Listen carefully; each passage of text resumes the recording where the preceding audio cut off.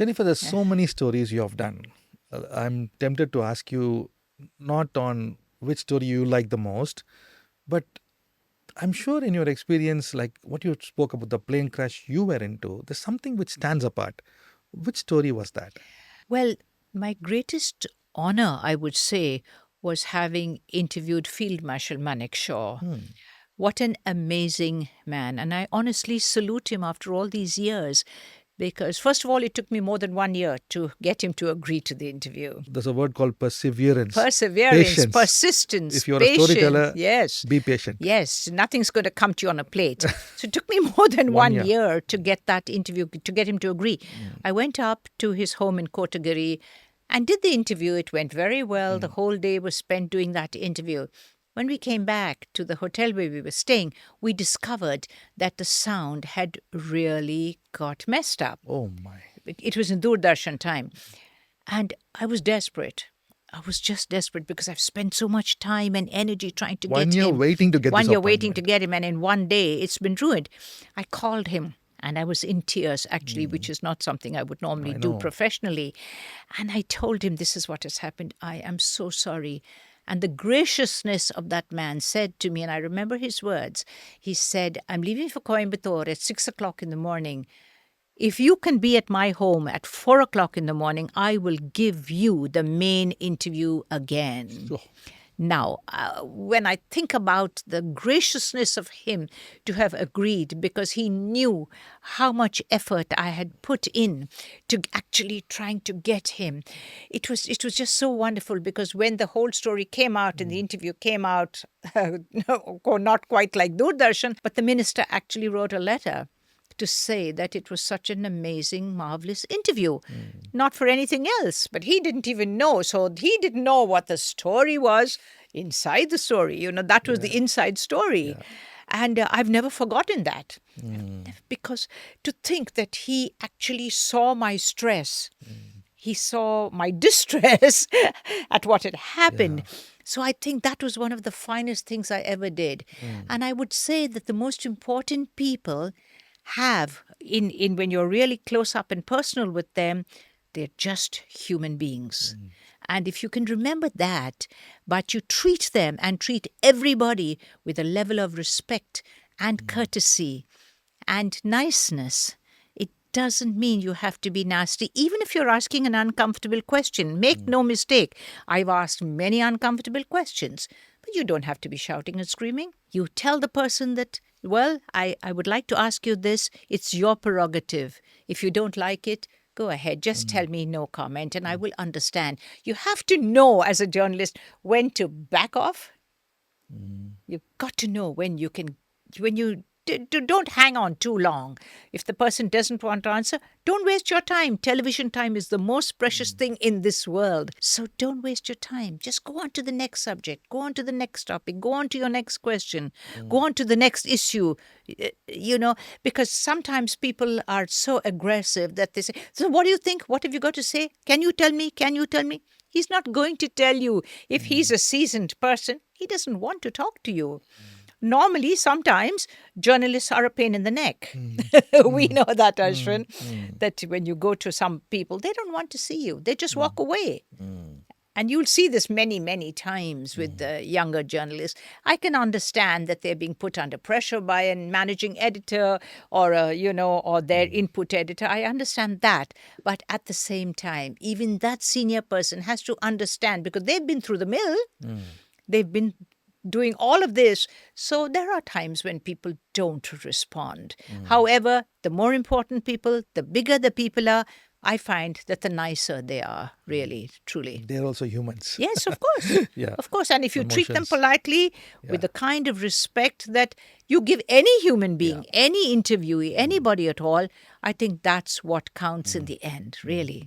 Talking about this incident which I'm picking up is, the story is important. Yes, the host is important. The guest is important.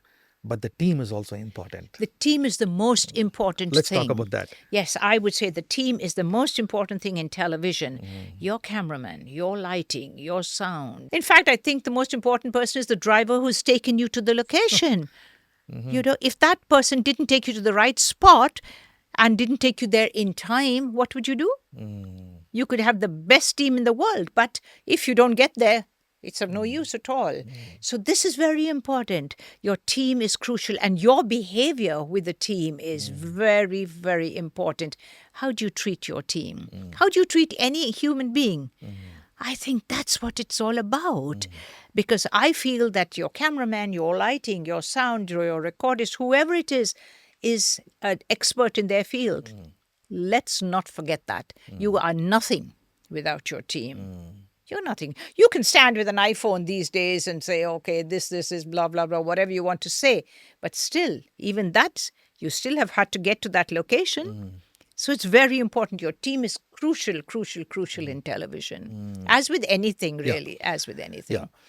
And also, Jennifer, when you're dealing with stories, I would like to come to a very particular question, especially now with platforms opening up for many new journalists to come, how important it is. One is you said the background, the research. Yes. One is the story itself. But then, as a host coming before the camera, how important it is to ensure that you carry it in that. So, for the people who are saying, I want to be a host, yes, I want to be a storyteller, but I'm also aiming to be a host. What would be your take in, if as a host, as a storyteller, how do you carry yourself? Right. First of all, I believe that if you want to be in front of the camera, you have to be a natural. Be a natural. Be a natural. You just have to be yourself. Follow your own style. Yes, follow your own style. A little tip would be stand in front of your toilet mirror. Rehearse yourself. Look at yourself. You'll see how terrible you look sometimes. You'll see how badly you speak. Don't presume that you're the best looking person or you're not necessarily so. You're not necessarily the one who's speaking the best. So therefore, I think that's very important. You have to be able to present yourself in the way that you would like to be seen. You don't have to try to be too smart. You don't have to be, and by smart, I mean over the top, clever. You don't have to do that. There's no big words. Very simple. Your whole attitude has to be simple. I'm not saying you have to bow and scrape to your guest, your person who's with you. No, you don't have to do that. But you have to treat them with respect, with kindness, and with courtesy, as you should treat anybody, really.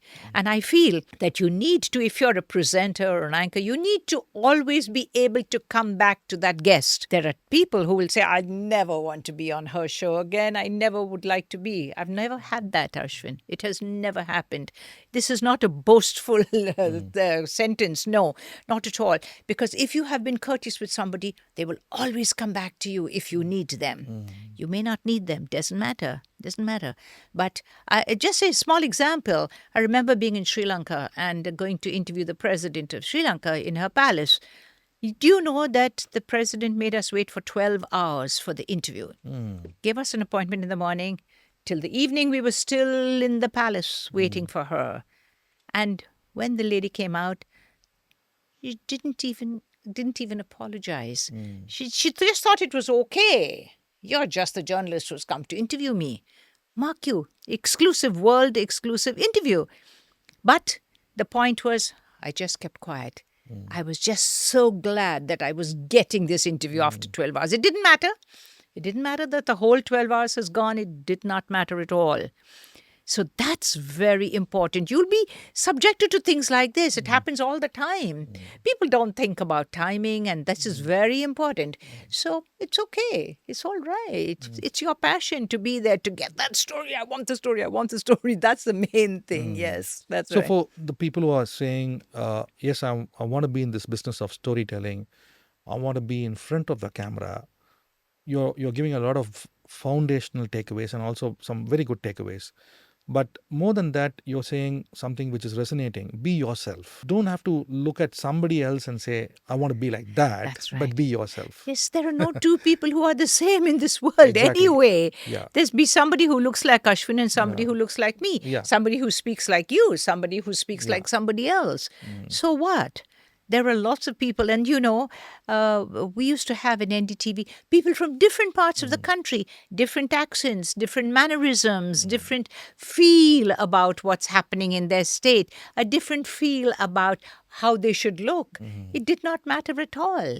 It's each individual. Yeah, you know, one of the things that I used to enjoy watching news is, Jennifer, for me, is Larry King Live. Oh, yes. I mean, just was that his voice, you know, wonderful. the way he took the story. I remember Larry King was interviewing Billy Graham, Yeah. and he has interviewed some very big Yes, personalities. of course. But I just love the way he comes to Yes. the story. That was a big inspiration for me. That's right, yes. So I'm just saying, you know, that to me that was a storyteller. That's right. I love David Frost, actually. David Frost? Okay. And I had the opportunity of seeing Tim Sebastian, actually, in his studio in London. And he was also marvelous, quite aggressive, very tough. You know, he would stare, etc. But still, at the same time, there was such a charisma about these Exactly. people. And that charisma didn't come overnight. Yes. That's what I was saying, that they have built up to where they are. And they exactly. deserve every success when you've gone through the mill like that. It's growing up, Jennifer, I should say also, I've really enjoyed watching your stories also, because, you know, now I'm able to resonate back, you know, when you said every one of your story, which I've seen on TV and some on YouTube, is really amazing. You know, it's just that you bring that personality, and I'm able to reflect on what the key points you're saying here is: give respect to the guest. Absolutely. But get the story. It can be a tough question, but do it gracefully. That's right. It's the gentleness that you convey. You don't have to be aggressive. What are you trying to prove to your guest? That's the bottom line. I don't want to prove anything. I want to get that guest to tell me what I want to hear. That's very important. And you can do anything in this world if you do it nicely. I think that's the key. And I think that's the key to success, really. That's the way it is. I think this is the fourth show, and every show we are getting one key point. And this time it's more on, you know, be original, be yourself. That's Yes. that's the one That's line I'm right. getting. Absolutely. Be yourself, stand in the mirror, try talking to Yeah. yourself, see how it looks, and just be yourself, you Yes. know. Like even in this show, you know, we have some notes, but I'm not even following the notes, you know. So I'm just saying, it's just enjoy the show, you know. If we both enjoy it, I think others will enjoy it. Well, I hope so, Ashvin. I hope so. Yeah. No, but that's big takeaways. And I like the way you said, care for your team. Very important. You know, sometimes we get so carried away that we don't bother about the team, you know. Right. That's the point. Journalists and people in front of the camera, particularly anchors, and you can become very arrogant. You can become very obnoxious is the right word. That's not the way it should be. Your team will never participate with you if you are like that. And let's face it, one little button pressed the wrong way can ruin everything. Exactly. That's so important. So you have to have such a rapport with your team that that's the fundamental thing here, I think. Yeah. That's the way it has to be. Jennifer, we're going to do one more show, probably could be the last episode. And I really want you to touch upon the viewers who are saying, you know what, I want to be that storyteller. I want to be that, what Jennifer's saying makes so much sense to me. I want to be that link, that messenger. Yes. But you know what? I'm in the very initial stages, but I want to get into this subject. And what are the 3 or 4 more major points I need to check out or watch out as I pursue this as a career? Fine. So that's going to be the next episode, Okay. Jennifer. And Right. I'm really enjoying talking to you. And I'm looking forward to this episode, because many who are watching this 3 shows or 4 shows, many would take the decision to say, I want to be a storyteller. So I'm coming back to the audience. Fine. How do we help them? Okay. That's the question. That's And right. looking forward to seeing you in the next episode of Let's Talk Influence. Okay.